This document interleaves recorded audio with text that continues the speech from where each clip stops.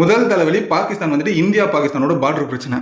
ரெண்டாவது வந்துட்டு உள்ளூர்லயே வந்துட்டு இந்த பலூச்சிஸ்தானா இருக்கட்டும், மற்ற இடங்களா இருக்கட்டும், அங்க இருக்கிற மக்கள் வந்துட்டு என்ன பண்ணா தனித்தனியா பாகிஸ்தானை பிரிச்சு பங்கு போட்டுக்கிறாங்க. எனக்கு வந்துட்டு பலூச்சிஸ்தான் தனி நாடா வேணும், நான் பாகிஸ்தானுக்குள்ள இருக்க மாட்டேன் அப்படின்னு சொல்லி பாகிஸ்தானுக்குள்ளேயே 2-3 துண்டா இப்போ பாகிஸ்தான் பிரிஞ்சுக்கிட்டு இருக்கு. அது அவங்களோட ரெண்டாவது மிகப்பெரிய ஒரு பிரச்சனை.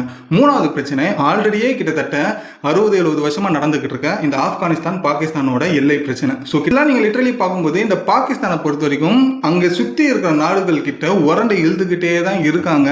அந்த உரண்டை இழுக்கிறதையும் தாண்டி கடைசியில் வந்துட்டு இந்த மாதிரி முக்கியம் வாங்கிட்டு தான் இருக்காங்க. பட் இது இவங்க எப்போ இதெல்லாம் நிப்பாட்டி நாட்டுக்கும் நாட்டு மக்களுக்கும் எப்படி நல்லது பண்ணலாம், நாட்டு மக்களை எப்படி வந்துட்டு அடுத்த ஒரு ஸ்டேஜுக்கு கொண்டு போகலாம், எப்படி இந்தியா ஒரு வல்லரசு நாடு நோக்கி போய்கிட்டு இருக்கோ அதே போல பாகிஸ்தானும் எப்படி அது போகலாம்னு சொல்லி அதை பத்திலாம் அவங்க எப்போ யோசிப்பாங்க அப்படின்றது எனக்கு ஒரு விஷயமே புரியல. சரி, நீங்க என்ன நினைக்கிறீங்க?